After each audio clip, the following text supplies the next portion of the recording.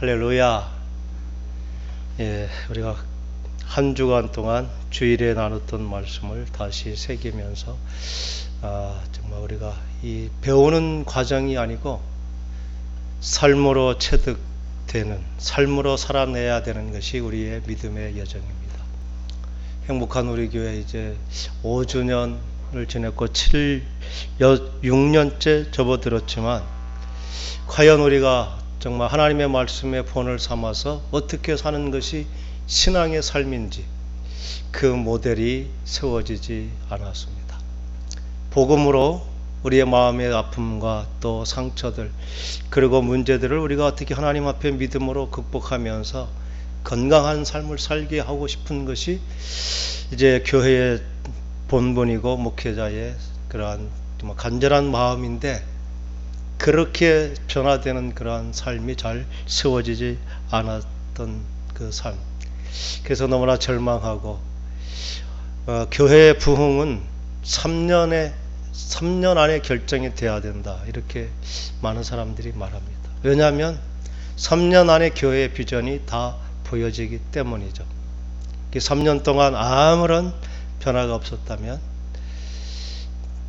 아무런 기대를 할 수 없을 것이다, 이런 절망적인 느낌, 그런 것이 깊었을 때 하나님께서 깨닫게 해 주셨습니다.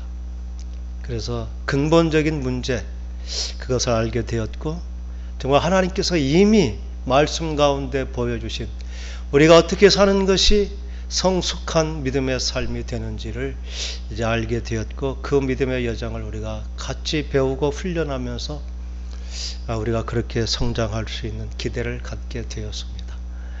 그러한 마음을 가진 지 지금 3주째 이렇게 된 것 같은데, 저의 마음은 그냥 한달음에 가고 싶지만 다지고 다시 다지는 그러한 마음으로 우리가 알고 깨달은 것을 점점 분명히 분별해 갈 때 그 안에서 우리의 신앙의 힘이 생겨나는 것입니다. 많이 배웠다고 많이 아는 것이 아니라, 우리가 공부할 때도 모르는 것을 하나씩 구체적으로 깨우따라 갈 때 그 배움의 속도가 빨라지는 것이지, 모르고 있으면서도 빨리 진도가 나가버리면 빠른 것 같지만 결국 이게 뭐야 이렇게 되는 것입니다. 그러면서 오늘 주신 마음의 감동은, 우리가 대나무가 이게 자라기 위해서는 보이지 않는 땅 속에서 그 뿌리가 뻗치는 기간, 한 5년 정도 이게 싹은 보이지 않지만 땅 속에서 계속 뿌리를 견고하게 내려가면서 죽순 하나가 나오기 시작하면 1, 2년 안에 숲이 되어버리는, 그렇게 정말 아주 급성장을 하는 게 대나무의 생리라고 그런 얘기를 들은 적이 있습니다.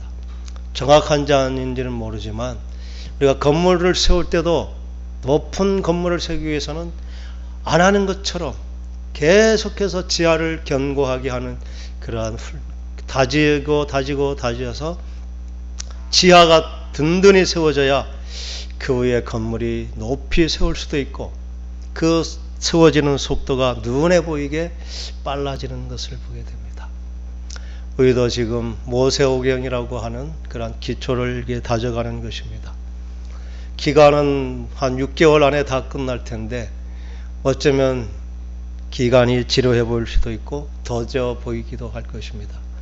그러나 이렇게 다져진 그 기반 위에 하나님께서 그 성숙하는, 눈에 띄게 크는 우리들의 신앙의 모습을 보게 하실 줄 믿습니다. 아멘. 오늘 주신 말씀은 지난 주일에 나눴던 말씀입니다. 하나님께서 아브라함을 부르신 소명, 그리고 아브라함에게 주신 약속, 그리고 아브라함이 갔던 믿음의 여정, 이것을 보게 됩니다. 우리는 아브라함이 그 믿음의 여정을 10단계로 이렇게 보게 되면서, 그 첫 번째 믿음의 시작, 그것은 하나님께서 아브라함을 부르시고 그에게 명령하셨고 약속해 주셨고, 또 그것을 순종함으로 그 믿음이 시작되었다는 것입니다. 이 말씀을 생각하면서 정말 하나님의 복음은, 정말 구약의 말씀은 예수님에 대한 미래의 약속이었습니다. 그런데 예수 그리스도께서 십자가를 지심으로 그 약속이 성취된 것입니다. 지금도 그런 것이 있는지 모르겠습니다. 약속어음이라는 것이 있습니다. 옛날에 큰 기업에 은행에서 발행하는 자기합수표 말고 회사 자체에서 약속어음으로 끊어주는 수표처럼, 그것은 몇 개월 후에 돈을 지불하겠다는 약속, 이 약속어음이라고 합니다. 그것은 현금과 같은 그런 효력이 있지만 지금은 종이에 불과할 수도 있습니다. 그런데 그 날이 딱 도래되면 그것은 바로 현금과 같은 것이 되는 것처럼, 구약의 모든 말씀은 그 때가 예수 그리스도의 십자가, 예수님이 십자가를 지실 것을 전제로 구약의 약속들을 해주셨는데, 예수님의 십자가 사건 후로 구약이 미래의 약속이 아니라 현재의 오늘의 약속이 되는 것입니다. 그래서 아브라함에게 하신 약속은 구약시대 먼 옛날의 얘기 아니라 지금 오늘 우리에게 하나님이 주시는 약속하고 동일하다는 것을 보게 됩니다. 하나님께서는 아브라함에게는 고향 그리고 친척 아버지 집을 떠나라고 이렇게 말씀하셨습니다. 그리고 이스라엘 백성들은 애굽에서 떠나고 홍해를 건너는 사건, 그게 바로 떠나라고 말씀하셨고, 오늘 우리들에게는 어떻게 할까요? 우리를 부르시면서도 우리에게도 떠나라는 그런 명령이 주어지는 것입니다. 예수를 우리가 구주로 영접했다는 것은 곧 하나님께서 아브라함을 찾아오셔서 하나님이 아브라함에게 말씀하신 것과 예수는 하나님께서 나에게 오셔서 예수를 믿으라고 예수를 소개하고 알고 믿게 된 사건은 동일한 사건이라는 것입니다. 아브라함이 하나님의 말씀을 듣고 순종하고 떠나는 그 순간부터 그는 이제 하나님과 동행하는 구원받은 길을 가는 것입니다. 우리가 예수 믿고 하나님을 알고 예수님을 나의 구주로 영접한 그 순간부터 우리의 삶은 그 떠남의 삶이 시작이 되는 것입니다. 근데 우리는 예수 믿어서 우리의 삶이 환경이 바뀌거나 삶의 자리가 바뀌지 않습니다. 그러므로 우리가 이 떠남이라고 하는 것을 잘 인식하지 못하는 것입니다. 근데 하나님께서는 아브라함을 통해서 그 의미가 무엇인지를 분명하게 보여주는 것입니다.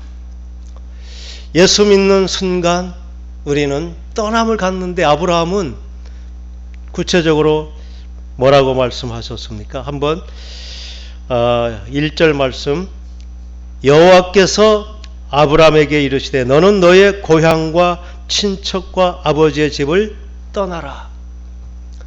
고향과 친척, 아버지 집, 그것은 우리가 복음성가로 내가 가진 모든 것, 내가 의지했던 모든 것, 내가 내 것이라고 생각한 모든 것, 이런 것을 떠나는 것입니다. 아브라함은 이 명령에 자기 고향, 친척, 아버지 집, 그것을 다 버리고 자기의 것을 다 가지고 그 믿음의 길을 떠난 것입니다. 이 떠남은 그냥 단순히 장소를 이동했다는 것이 아닙니다. 근본부터 이제 나는 더 이상 돌아갈 고향이 없는, 이제 육신의 삶의 자리를 떠나서 이제는 영원한 본향, 하나님께서 인도하시는 그 믿음의 길을 가겠다는 그 여정이 시작된 것입니다.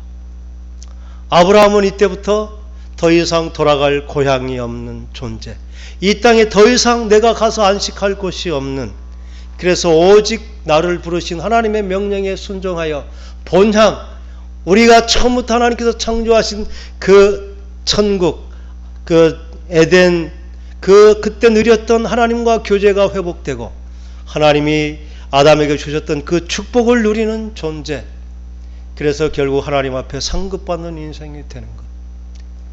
그래서 우리의 믿음의 여정은 바로 아브라함의 여정처럼 고향을 떠나서 이제 더 이상 돌아갈 고향이 없는 오직 본향을 향해 믿음으로 가는 순례자와 같은 삶을 사는 것, 그게 예수 믿는 우리들의 삶이라고 하는 사실입니다. 그러므로 우리가 떠나야 할 것은 내가 삶의 자리 이런 것이 떠나는 것이 아니라 내 마음 근본부터 나는 이 땅에 영원히 소망을 두지 않고 내가 차지할 땅은 이 땅이 아니고 나의 길은 이제 영원히 하나님이 부르신 그 부름의 사명을 위해서 가는 것이다. 나는 이제 떠나면 영원히 내 고향이 없는 것처럼 이렇게 가는 것, 이게 믿음의 길을 가는 우리들에게 떠나라는 명령입니다. 아브라함이 그 믿음의 여정은 이스라엘 백성들은 출애굽을 통해서 보여주셨습니다. 그들은 애굽에서 살았습니다. 노예로 살았지만 애굽은 그들이 먹을 것, 입을 것을 공급해주는 그들의 고향과 같은 곳이었습니다. 그런데 하나님께서는 그들을 부르시고 그 고향과 같은 애굽을 떠나라 말씀하신 것입니다. 이스라엘 백성들은 자꾸 고난이 있을 때 애굽으로 갔으면 하는 그런 마음을 가진 것이죠. 차라리 고향이 더 좋아. 노예지만 거기서 먹고 살고 충분히 정말 더 편안했어. 걱정이 없었어. 이렇게 하면서 고향을 자꾸 그리워하는 것입니다. 그 하나님께서는 그 고향을 더 이상 돌아갈 수 없음을 애굽의 그 홍해를 건너는 사건을 통해서 이스라엘 그 추격했던 애굽의 군사들을 다 물에 몰살시켜 버림으로 우리는 더 이상 돌아갈 고향이 없는 존재. 그래서 이제 광야이지만 하나님의 말씀을 따라 믿음으로 가나안을 향해 가는 여정. 이게 이스라엘 백성들에게 주신 믿음의 여정입니다. 그래서 아브라함에게 고향과 친척과 아버지의 집을 떠나라 명령하신 것은 우리의 부름의 자리에 그렇게 동일하게 말씀하셨다는 것입니다. 우리가 하나님과 동행하는 순종의 길을 갔다는 것은 이제 더 이상 세상의 가치관, 기준, 원칙을 내 삶의 근거로 삼지 않고 이제부터 하나님의 말씀대로 따라 순종하는 삶을 살겠다고 마음에 다짐하고 걸어가는 것, 그게 우리가 믿음에 순종하는 첫 걸음이 되는 줄 믿습니다. 아브라함이 그렇게 고향과 친척과 아버지 집을 떠날 때에 하나님께서는 놀라운 약속을 주셨습니다.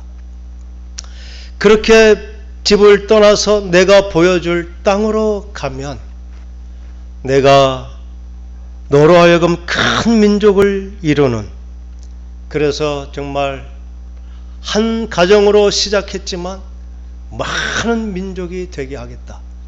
하나님께서 아담에게 주신 생육하고 번성하고 충만하라고 하신 그 가장 기본적인 그 축복을 믿음의 사람들에게 약속해 주신 것입니다. 그리고 두 번째 약속이 내 이름을 창대하게 하겠다.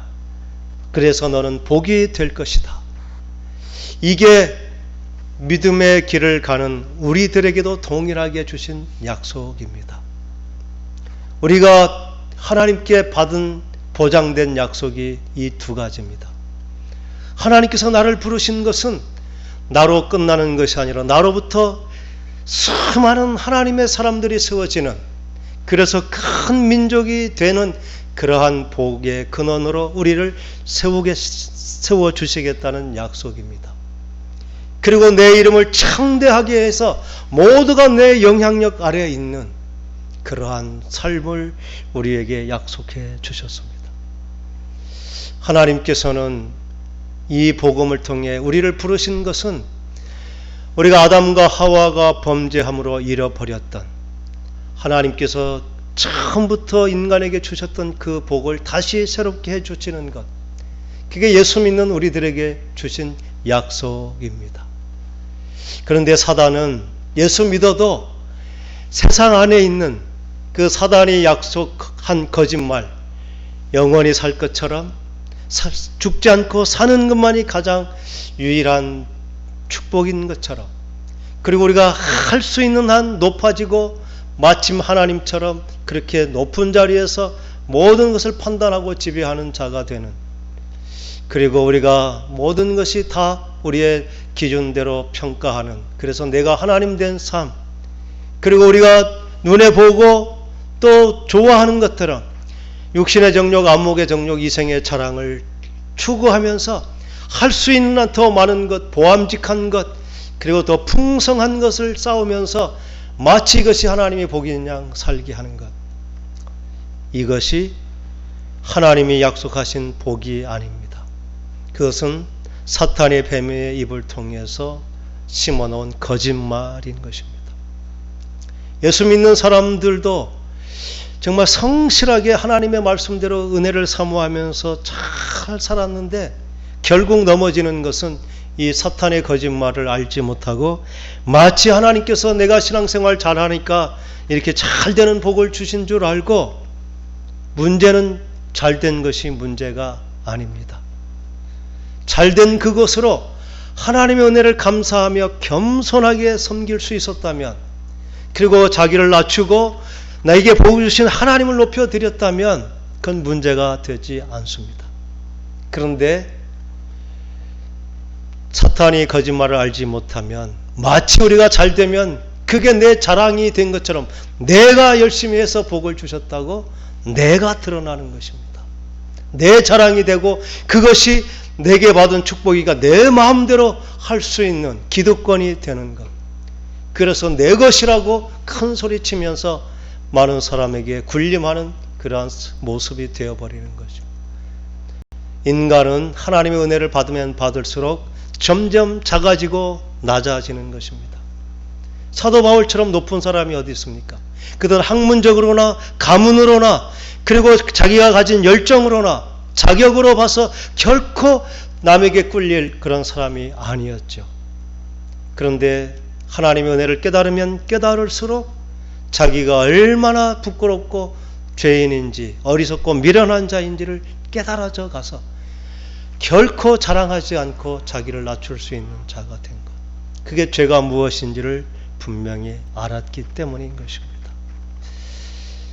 오늘 아브라함 하나님께서 우리를 부르신 것은 세상 것으로 만족하는 인생이 아니라 하나님의 약속, 하나님의 주신 비전을 위해서 우리가 살아가도록, 이 하나님의 주신 비전, 내가 너로 큰 민족을 이루겠다, 내가 내 이름을 창대하게 할 것이 너는 복이 될 것이라는 약속, 이게 믿는 우리가 하나님께 끊임없이 기도하고 하나님 나를 통해서 어떻게 그 일이 이루어질지 하나님 나를 알게 해 주십시오. 깨닫게 해 주십시오. 그 길을 담대히 가게 해 주십시오. 약속하신 그것을 붙잡고 우리가 기도하고 그 길을 가는 것입니다. 믿음은 그냥 우리가 필요해서 내 생각으로 하는 것이 믿음이 아니라 하나님의 분명한 약속을 붙잡고 그것을 달라고 하는 것, 하나님의 약속이 성취되게 해달라는 것, 그게 믿음인 것입니다. 그때 하나님께서 우리를 지혜도 주시고 환경도 열어주시고 또 연약함을 강건케 해주시면서 하나님께서 우리로 하여금 그 약속에 합당한 자로 세워주시는 줄 믿습니다. 그러면서 하나님께서 분명한 약속을 더불어 주셨습니다. 너를 축복하는 자는 내가 그에게 복을 주겠다. 그리고 너를 핍박하는 자, 너를 방해하는 자, 너를 대적하는 자에게는 내가 친히 대적해주고 저주하고 그 사람을 막아주겠다. 우리는 이 하나님의 약속을 신뢰해야 되는 것입니다. 하나님께서 내 원한 원통함, 억울함을 다 아시고 내가 당한 그 상황을 그냥 보시지 않고 하나님께서 직접 손을 봐주시겠다는 분명한 약속입니다. 그러므로 우리는 이 약속 때문에 내가 원수를 갚지 않아도 되는 것입니다. 그래서 우리는 억울한 일이 있다고 내가 대적하여 일어서지 않아도 우리는 하나님의 약속을 믿고 신뢰하면 하나님께서 우리를 대적한 그 사람을 대적해 주셔서 하나님께서 풀어주시겠다는 약속입니다. 우리는 이 하나님의 약속을 신뢰할 때 우리의 삶이 평안하고 대적하는 자가 스스로 무릎을 꿇게 되고 그 문제가 해결되게 됩니다. 근데 우리는 성급함이 있어서 내가 억울하니까, 내가 당했으니까 내가 대적하는 자가 되려고 하는 것입니다. 하나님께서는 원수를 갚지 말라, 대적하지 말라, 너를 핍박하는 자는 내가 막아주겠다, 너를 저주하는 자에게는 네가 저주하라고 하지 않고 하나님은 분명히 내가 저주하겠다 이렇게 말씀하십니다. 하나님께서는 이렇게 울타리가 되어주셔서 우리의 삶을 지켜주시겠다는 분명한 약속, 이게 믿음의 길을 가는 우리들에게 주신 하나님의 약속입니다.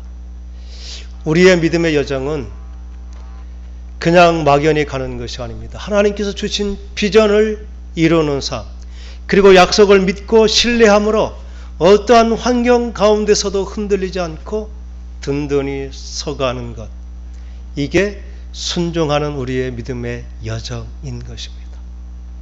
이 일을 위해서 우리가 해야 될 유일한 한 가지가 있다면 그것은 약속을 믿고 끊임없이 하나님께 기도하는 것입니다. 그래서 아브라함은 가는 곳마다 제단을 쌓고 하나님께 예배하는 것, 그것은 기도하지 않고는 이 믿음의 약속이 내 것이 되지 않습니다. 훈련되고 노력하지 않으면 안 되는 것처럼 그 일은 바로 이런 것 같습니다. 어떤 노예가 있었습니다. 종의 자식이었는데 주인이 그를 불쌍히 여겨서 그를 양아들로 삼아준 것입니다. 그러니까 노예의 자식이 그 주인의 사랑을 잊고 이제 주인의 아들이 된 것이죠. 그러면 그 아들은 어떻게 살아야 될까요? 노예의 생활을 버려야 되는 것입니다. 더럽고 냄새나는 옷도 괜찮고 잠을 마음대로 자도 괜찮고 그냥 흙탕물에 막 뒹굴어도 괜찮았던 그런 노예가 아니라 이제는 존귀한 주인의 아들이 되었으니 주인에 걸맞는 깨끗한 옷, 정숙한 품이 있는 삶, 이런 것을 살아야 되는 것, 이게 바로 우리에게 그 비전을 따라 사는 삶, 그리고 약속을 믿고 신뢰하는 삶, 이게 옛날에 죄의 습성에 젖어버린 우리의 습관이 변하고 삶의 모습이 변하고 거룩한 하나님의 자녀의 성품으로 커가는 것, 이 믿음의 단계이고, 믿음의 단계가 높아질수록 우리의 기도가, 순종이 더 깊어지고 커져서 결국 정말 거지처럼 그렇게 살던 우리의 모습이 점점 정말 왕자의 모습으로 변화져가는 모습을 보게 되는 것입니다. 이 과정이 필요하기 때문에 하나님께서 해주신 것은 우리가 노예의 자식이었지만 예수 그리스도께서 그 값을 지불하심으로 우리를 구원해 주시고 그 신분의 변화를 주시는 것, 그것은 우리의 노력과 의지가 아니라 하나님의 일방적인 은혜요 선물입니다. 그런데 그 자식을 계속 씻겨주고 깨끗하게 하는 것은 자신의 수고와 노력, 내가 이제 거지의 습관을 버리고 거지의 옷을 벗어버리고 의의 옷, 거룩한 습관을 갖는 것, 그것은 이제 은혜 받고 사랑받은 우리가 해야 될 몫인 것입니다. 그 일이 무엇이냐? 다른 것이 아니라 우리가 그 하나님이 내게 약속하신 것이 무엇인지를 늘 기억하면서 그 약속 따라 믿고 신뢰하면서 그 약속을 이루어 주시도록 기도하고 그 길을 찾아가는 것, 이게 순종이라는 것입니다.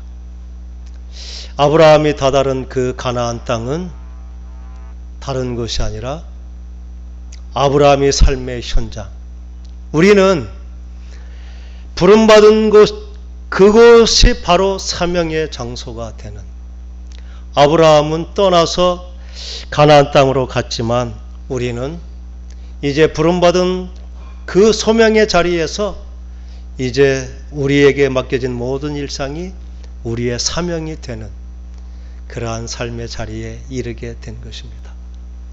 그 아브라함의 여정을 우리가 아브라함처럼 고향을 떠나고 먼 길을 가는 여정이 필요 없지만 아브라함이 했던 것과 똑같은 일, 아브라함은 그 부름을 받고 그가 다다른 가나안 땅은 하나님께서 예비하신 축복과 평안의 자리가 아니었습니다. 이미 하나님을 알지 못하는 대적하는 사람들이 살고 있는 죄악의 땅이었고 정말 대적하는 자가 우글거리는 그러한 땅. 그런데 하나님은 그것을 너에게 주셨다 말씀하시고 그 땅을 너에게 주시겠다 이렇게 말씀하셔서 아브라함은 항상 하나님께 기도하고 의지할 수밖에 없는, 그래서 하나님께서 기회가 되는 대로 제단을 쌓고 기도하고 하나님의 약속을 기도로 심고 기도로 그 약속이 성취되도록 쫓아내면 다시 간 그곳에서 또 예배드리고 쫓아내면 또 가면서 마치 정말 자신의 안전한 은신처 또 동료들을 만나지 못하면 쫓아내면 가지만 또 머물러 있게 하신 그곳에서 또 여전히 하나님을 믿고 신뢰하면서 기도하면서 한 사람 한 사람 그 믿음의 사람들을 세워가는 삶, 이게 내가 선 그것이 하나님의 나라가 되게 하는 그 여정이 아브라함이 가졌던 그 순종의 길이었다는 것입니다. 이 시간을 거스려서 정말 아브라함의 믿음의 여정은 오늘 하나님을 믿고 믿음으로 사는 우리의 여정과 동일한 것입니다.